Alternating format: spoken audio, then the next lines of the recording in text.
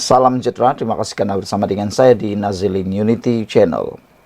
Selepas Parti Bersatu menerima kekalahan memalukan di Parlimen semalam, yaitu apabila Speaker Dewan Rakyat mengesahkan kerusi 6 bekas ahli Parlimen Bersatu tidak dikosongkan, walaupun sudah diwar-warkan oleh kepimpinan Parti Perikatan Nasional, Gabungan Perikatan Nasional, kononnya mereka yakin 6 kerusi ahli parlimen itu akan dikosongkan.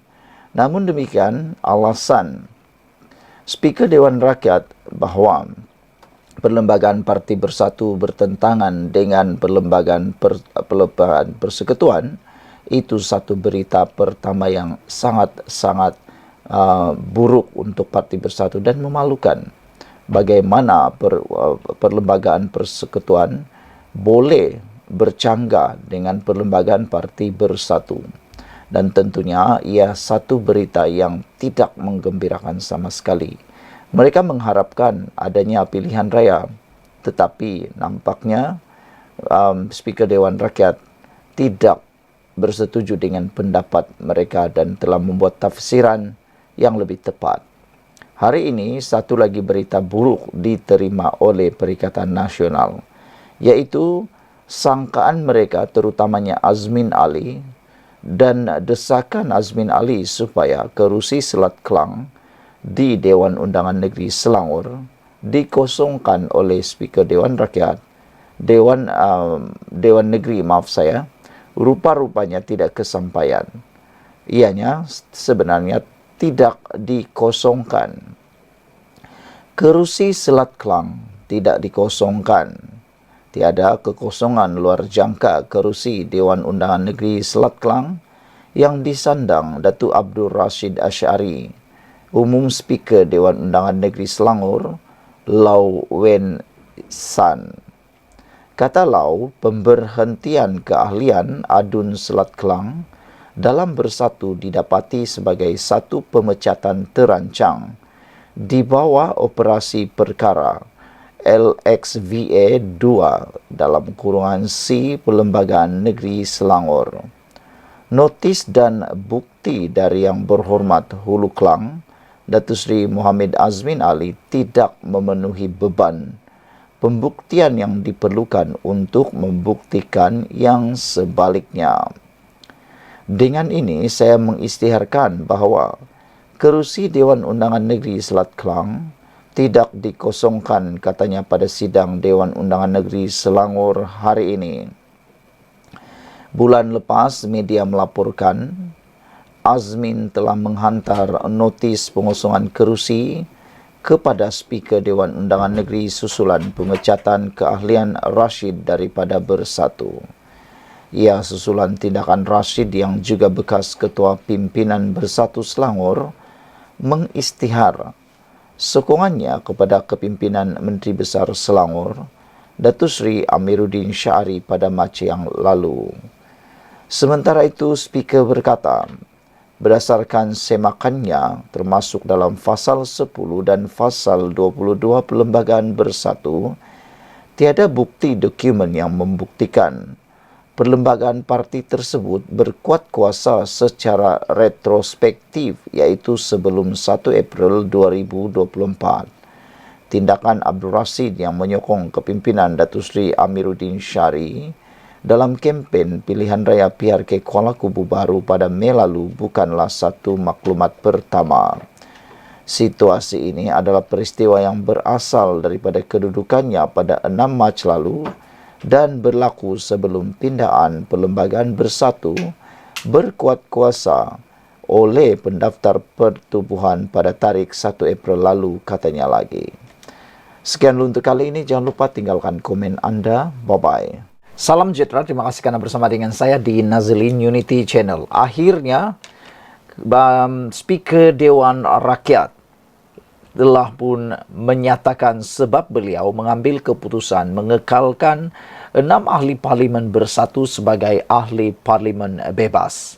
Walaupun tidak disukai, walaupun sukar ditelan, pahit ditelan dan menyakitkan hati Parti Bersatu khususnya, Itu keputusan muktamad beliau. Jadi ikuti terus punca akibat mengapa Speaker Dewan Rakyat tidak mengosongkan kerusi itu. Hari ini, kata Speaker Dewan Rakyat, Johari Abdul, beliau kata, sebab beliau tidak memecat, tidak mengosongkan kerusi itu ialah perlembagaan bersatu bertentangan dengan perlembagaan persekutuan, katanya. Jadi Anda harus faham. Di Malaysia ini, peraturan ataupun perlembagaan paling tertinggi di Malaysia yang tak boleh dilanggar oleh negeri pun, apalagi hanya peraturan atau perlembagaan parti, ialah perlembagaan persekutuan. Perlembagaan persekutuan jauh lebih tinggi berbanding perlembagaan parti. Perlembagaan parti bersatu itu hanya secubit daripada perlembagaan yang ada di Malaysia. Jadi, apabila Speaker Dewan Rakyat, Johari Abdul, mengatakan bahawa perlembagaan bersatu bertentangan dengan perlembagaan persekutuan, itu adalah muktamad. Yang di-Pertua Dewan Rakyat, Tan Sri Johari Abdul, mendapati arahan-arahan di bawah pasal 10.5 perlembagaan bersatu adalah bertentangan dengan perlembagaan persekutuan. Beliau berkata, perlembagaan bersatu menafikan hak 5 ahli parlimen bekas ahli parti itu sebagaimana termaktub di bawah perlembagaan persekutuan. Peraturan-peraturan Majlis Mesyuarat Dewan Rakyat serta Akta Majlis Parlimen Keistimewaan dan Kuasa 1952 yang menjamin hak keistimewaan, kebebasan bercakap, berbahas dan mengundi kepada 5 ahli parlimen berkenan. Perkara itu terkandung dalam surat yang di-Pertua Dewan Rakyat kepada Ketua WIP Bersatu Datuk Seri Ronald Kiandi pada 9 Julai lepas. Bagi memberitahu mengenai keputusan terhadap notis permakluman kekosongan kerusi 5 ahli parlimen menurut perkara 49A Perlembagaan Persekutuan berikutan, keahlian mereka dalam parti itu telah dihentikan. Salinan surat itu juga ditujukan kepada 5 ahli parlimen berkaitan, iaitu Datuk Syed Abu Hussein Hafiz Syed Abdul Fasal, Zahari Kecik, Muhammad Aziz Abu Naim, Datuk Iskandar Zulkarnain dan juga Datuk Dr. Zulkafli Hanafi. Berkenan dengan surat permohonan oleh Bersatu kepada kelima-lima ahli Dewan Rakyat kembali ke kerusi pembangkang di Dewan Rakyat, saya mendapati, kata beliau, sehingga hari ini mereka masih duduk di blok pembangkang. Justru itu saya mendapati dan memutuskan bahawa tidak berlaku kekosongan kerusi di bawah perkara 49 dalam kurungan E kurungan 1 Perlembagaan Persekutuan, kata Johari menerusi surat berkenaan. Dalam mempertimbangkan notis Ronald Kiandi itu, Johari berkata, beliau telah merujuk beberapa dokumen berkaitan seperti penyata jawatan kuasa pilihan penyata jawatan kuasa pilihan khas JKPK, menimbang rang Undang-Undang Perlembagaan Pindaan Nombor 3 2022 dan mengenai peruntukan larangan ahli Dewan Rakyat bertukar parti DR7 tahun 2022 penyata JKPK. Ini termasuk penyata rasmi bertarikh 11 April 2022 mengenai rang Undang-Undang Perlembagaan Pindaan Nombor 3 tahun 2022 dan penyata rasmi bertarikh 27 dan 28 Julai tahun 2022 mengenai rang Undang-Undang Perlembagaan Pindaan Nombor 3 2022 dan usul mengenai penyata JKPK itu, katanya. Saya mendapati daripada dokumen-dokumen tersebut bahawa tujuan perkara 49E Perlembagaan Persekutuan diwujudkan untuk memastikan kestabilan politik negara untuk suatu jangka masa yang panjang. Selain itu, saya juga melihat kepada prinsip keluhuran perlembagaan. Malaysia mengamalkan prinsip keluhuran perlembagaan di bawah Perlembagaan Persekutuan dan ia merupakan prinsip rukun negara yang ketiga. Ini kerana di bawah keluhuran perlembagaan kesemua undang-undang atau peraturan adalah tertakluk kepada Perlembagaan Persekutuan menurut surat itu lagi. Mengenai keputusan tidak mengosongkan kerusi Parlimen Labuan, menurut surat berasingan, Johari memaklumkan beliau tidak mahu merosakkan kepentingan pihak sedang berbicara Dalam kes mahkamah susulan ahli parlimen berkenaan Dr. Suhaili Abdul Rahman membawa tindakan terhadap Bersatu melalui pemfailan guaman di Mahkamah Tinggi Shah Alam.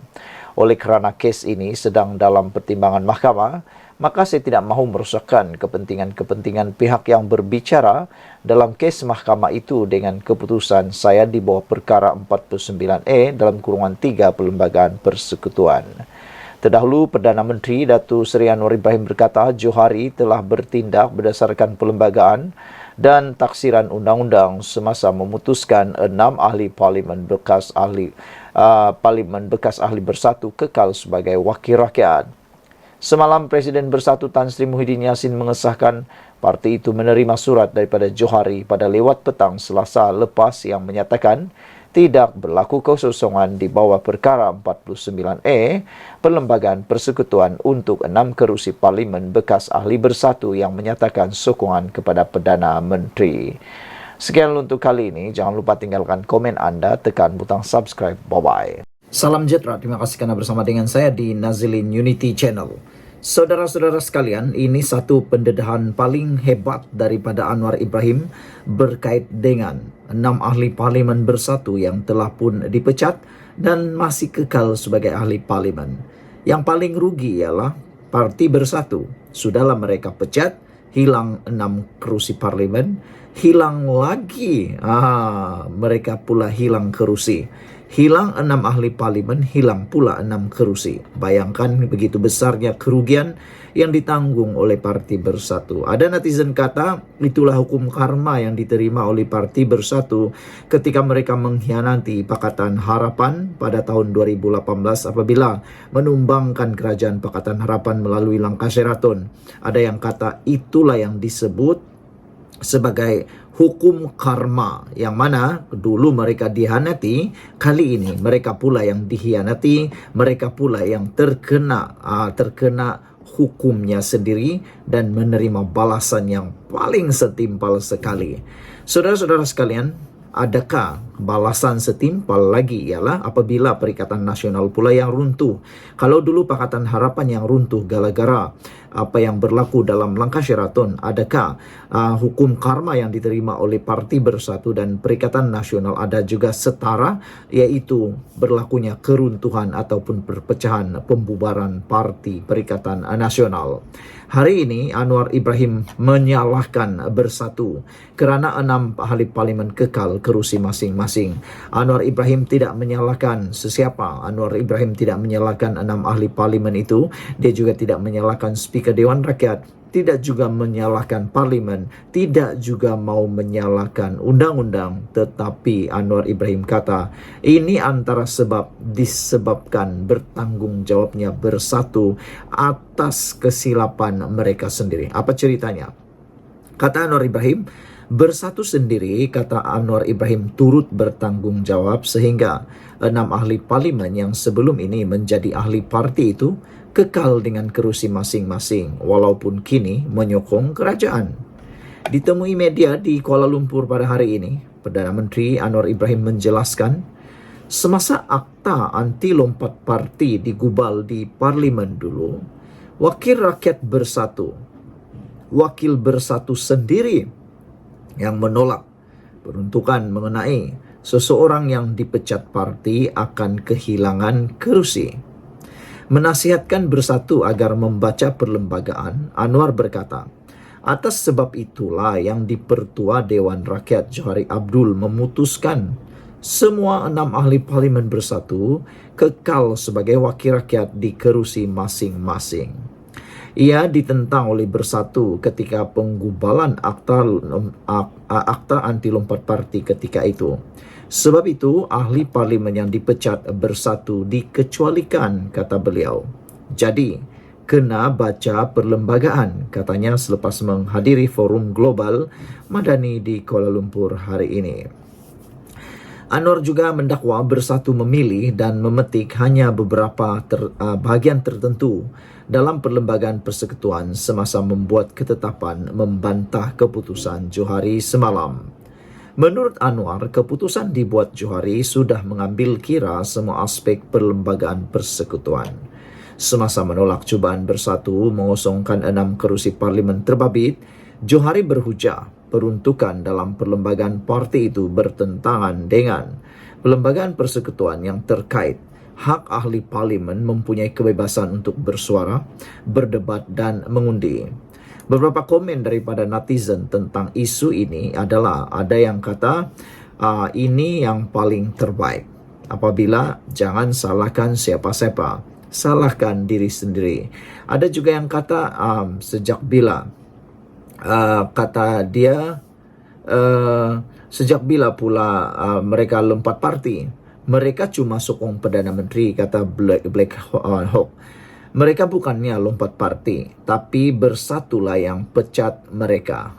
Jadi sebenarnya tidak pernah mereka lompat parti. Cuma mereka hanya memberi sokongan kepada Anwar Ibrahim. Jadi saudara-saudara sekalian, yang bersalah kata Anwar Ibrahim itu semua adalah bersatu. Nak buat macam mana lagi, kata Black Hawk. Bersatulah yang bantah draft asal akta lompat parti waktu itu. Sebab itu bersatu dah ketagi tebuk atap dengan membeli MP. Sekarang sendirilah mereka melopong, kata Black Hawk. Sebelum kita berpisah, apa pula pendapat anda semua tentang isu ini? Jangan lupa tinggalkan komen anda, tekan butang subscribe. Bye-bye.